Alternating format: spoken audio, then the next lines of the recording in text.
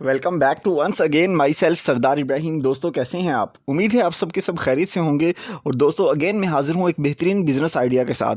दोस्तों कोशिश हमारी ये होती है कि आपके साथ ऐसे बिजनेस आइडियाज़ शेयर किए जाएं जो कि थोड़ी इन्वेस्टमेंट से स्टार्ट हो जाएं और आप उसका जो प्रॉफिट है वो बहुत ज़बरदस्त उसका प्रॉफिट जो है उससे इंजॉय कर सकें। तो दोस्तों जो आज का जो बिज़नेस है वो भी इसी तरह का है। जूस बार के बिज़नेस के हवाले से मैं आपके साथ डिस्कस करूंगा कि किस तरीके से आप अपनी एक जूस शॉप बना सकते हैं, उसमें ज़्यादा प्रॉफिट कैसे कमा सकते हैं, कौन कौन से ब्रैकेट्स हैं जहां पर जाके आप प्रॉफिट कमा सकते हैं। दोस्तों वीडियो मुकम्मल एंड तक देखिएगा ताकि अगर आप ये बिज़नेस स्टार्ट करना चाहते हैं तो आपको इसकी डिटेल्स पता चल सकें, आप इससे कैसे कैसे प्रॉफिट कमा सकते हैं, इसके लिए आपको किन चीज़ों की ज़रूरत होगी और किस तरीके से आप एक अच्छा कारोबार जो है वो अपना एक स्टार्ट कर सकते हैं बहुत ही कम पैसों के अंदर।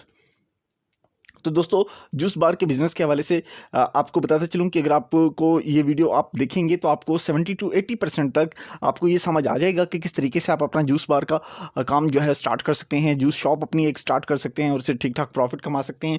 और थोड़ी इन्वेस्टमेंट के अंदर किस तरह से आप स्टार्ट करेंगे। फिर भी आपको फर्दर डिटेल्स आपको चाहिए हो, आपको हमसे गाइडलाइन चाहिए हो तो नीचे स्क्रीन के ऊपर आपको हमारा नंबर शो हो रहा है, आप हमसे कॉन्टैक्ट कर सकते हैं। फर्दर गाइडलाइंस के लिए आप हमसे रब्ता कर सकते हैं, हमसे कंसल्टेंसी ले सकते हैं। सेकेंडली वीडियो शुरू करने से पहले आप दोस्तों से गुजारिश है कि आप में से जिन दोस्तों ने अभी तक हमारा चैनल सब्सक्राइब नहीं किया, चैनल को सब्सक्राइब कर लीजिए और बेल आइकॉन के बटन को हिट करना मत भूलें सो दैट हमारे आने वाली वीडियोस की इन्फॉर्मेशन और उनका नोटिफिकेशन आप दोस्तों तक पहुंचता रहे। तो दोस्तों वीडियो शुरू करते हैं।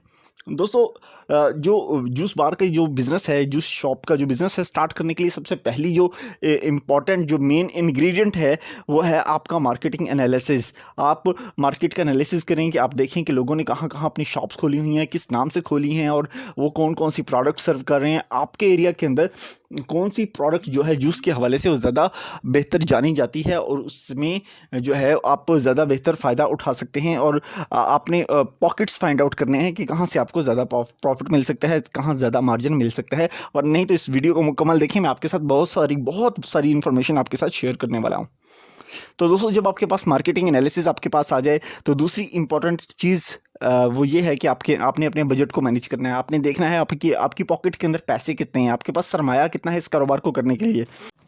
तो दोस्तों सबसे पहले तो उसमें आपको ये करना है कि अपनी जो आपके पास कैपिटल है, जो आपके पास पैसे हैं, उसको आपने 3 हिस्सों में डिवाइड कर लेना है।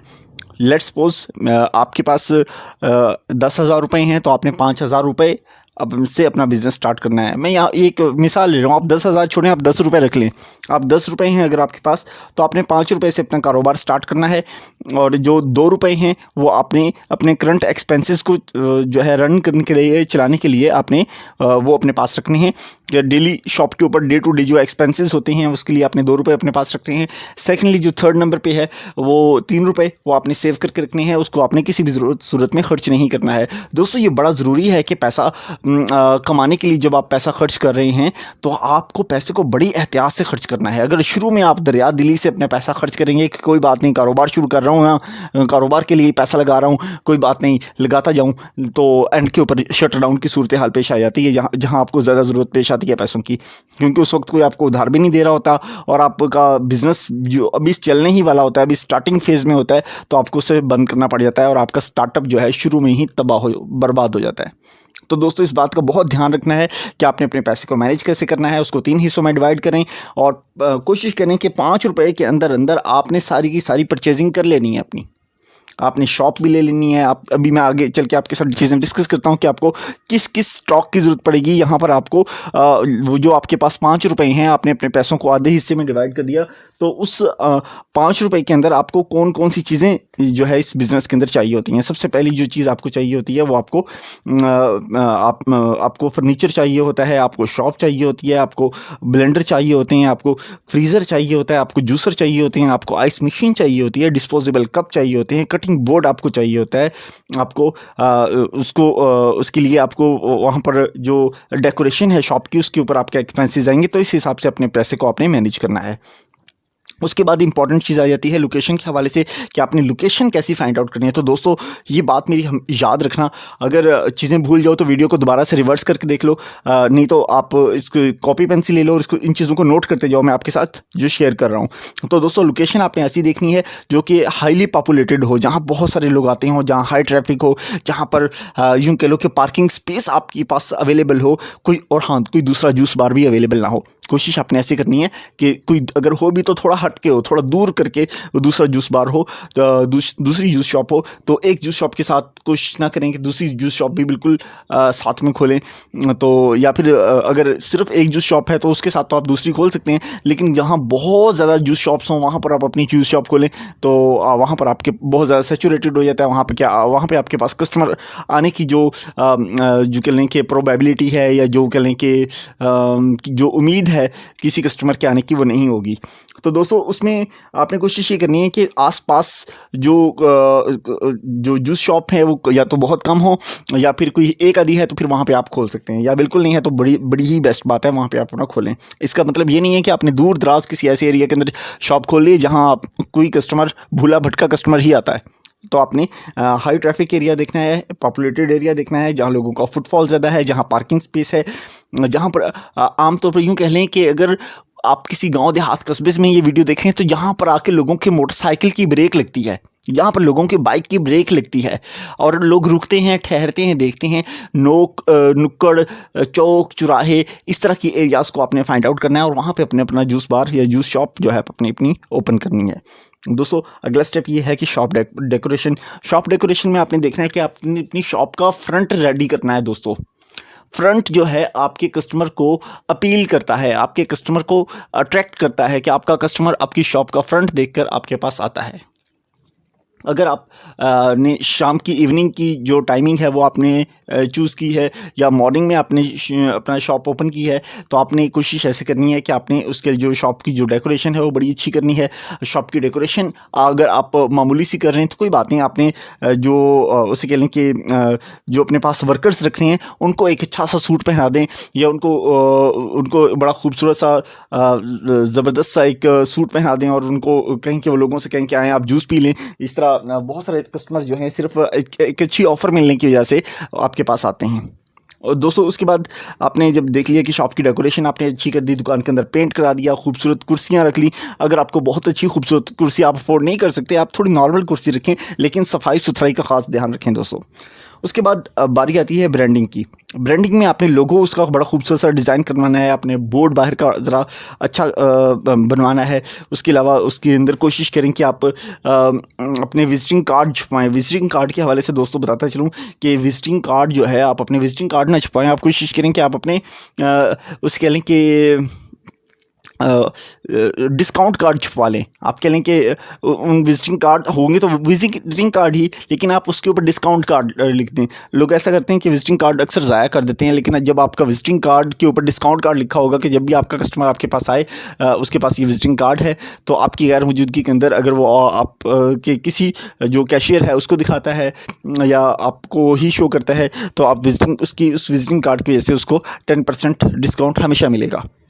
तो दोस्तों ये आपके ऊपर डिपेंड करता है, आप उसको 10% देना चाहते हैं, 5% देना चाहते हैं, 2% देना चाहते हैं, या 1% डिस्काउंट देना चाहते हैं, या 0.5% डिस्काउंट देना चाहते हैं। तो ये आपके ऊपर डिपेंड करता है, लेकिन ये एक आइडिया है, आपको पसंद आए तो आप इसको ज़रूर अप्लाई कीजिएगा। उसके बाद दोस्तों अगली बात आती है कि आप अपनी शॉप के ऊपर वर्कर्स रखिए।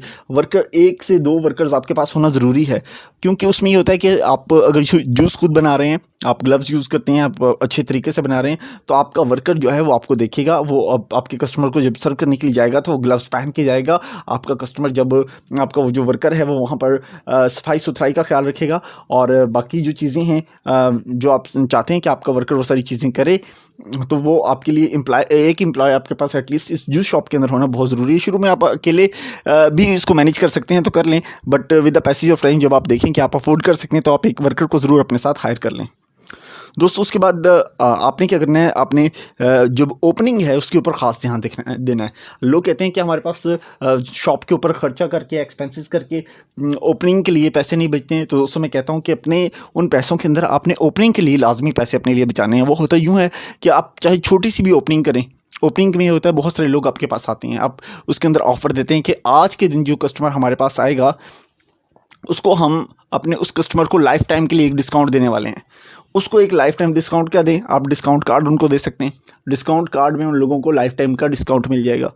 और एक अच्छी जो है वो आपकी शॉप की जो ओपनिंग होगी उसमें बहुत सारे लोग आपके पास आएंगे। आप एक छोटे से माइक का अरेंज कर लीजिए, एक छोटे से म्यूज़िक सिस्टम का अरेंज कर लीजिए। आप उसमें उसी के अंदर कोशिश कीजिए कि एक छोटी सी ओपनिंग होगी तो आसपास के लोगों को पता चलता है कि यहाँ शॉप की ओपनिंग हुई है। उसके अंदर आप डिस्काउंट देते हैं। जब आप डिस्काउंट देंगे, क्योंकि वो विजिटिंग कार्ड तो आप हमेशा देते रहेंगे, लेकिन उस शॉप के ऊपर जब आप उस खास दिन के ऊपर आप देते हैं तो बहुत सारे लोग अट्रैक्ट होकर आते हैं कि आज पहला दिन है, आज पहले दिन के अंदर हम जाएंगे तो हमें डिस्काउंट मिलेगा और हमेशा के लिए डिस्काउंट मिलेगा। तो आप उसके ऊपर जितना अफोर्ड कर सकते हैं उस डिस्काउंट कार्ड के ऊपर आप लिख दीजिए कि जो ये डिस्काउंट कार्ड होल्डर है उसके पास ये डिस्काउंट कार्ड जब तक रहेगा उसे डिस्काउंट मिलता रहेगा। उसके बाद दोस्तों अगली बात है कि आप उसमें जब आप देखें कि अब आपका बिज़नेस इस तरीके से चल पड़ा है तो आप उसको फेसबुक पर क्या अपना एक पेज बना लीजिए। आप फूड पांडा के साथ और इस तरह की जो दूसरी फूड सप्लाई वाली जो ऐप्स हैं आप उनके साथ भी अटैच हो सकते हैं और उनसे इससे ठीक ठाक पैसा कमा सकते हैं। उसके बाद दोस्तों कोशिश करें कि अपने बिज़नेस की जो है रजिस्ट्रेशन जो है वो बड़ी इंपॉर्टेंट है, उसकी रजिस्ट्रेशन करवाएं। कस्टमर के व्हाट्सएप नंबर जो है वो अपने पास रखें। जो कस्टमर आपकी शॉप के ऊपर आता है कोशिश करें कि उसका व्हाट्सएप नंबर अपने पास रखें, उनका एक व्हाट्सएप ग्रुप बना लें। जो भी आप नई प्रोडक्ट अपनी शॉप के ऊपर लॉन्च कर सकते हैं उसको लॉन्च करें। जूसेस जो भी आप बनाना चाहते हैं अपनी फाइंड आउट कर लेना है पहले कि किस तरह की जूसेस आपके एरिया के अंदर चल रहे हैं, कौन सा फ्रूट जो है उसका जूस जो है वो ज़्यादा फेवरेट है, ज़्यादा पसंद किया जाता है। तो आप उसी लिहाज से आपकी कुछ हॉट फेवरेट प्रोडक्ट्स होंगी, कुछ आपकी स्लो मूविंग प्रोडक्ट्स होंगी और कुछ आपकी नॉन मूविंग प्रोडक्ट्स होंगी। उस लिहाज से अपने अपनी प्रोडक्ट्स को मैनेज करना है। उसके बाद दोस्तों बारी आती है रजिस्ट्रेशन की। आपने रजिस्ट्रेशन करवा लेनी है और उसके बाद सबसे आखिरी स्टेप जो सबसे ज़्यादा ज़रूरी है, जिसके बाद आपके बिज़नेस को एक बूम मिलेगा, तो दोस्तों वो ये है कि आपने अपने बिज़नेस को एक फ्रेंचाइज में कन्वर्ट करना है।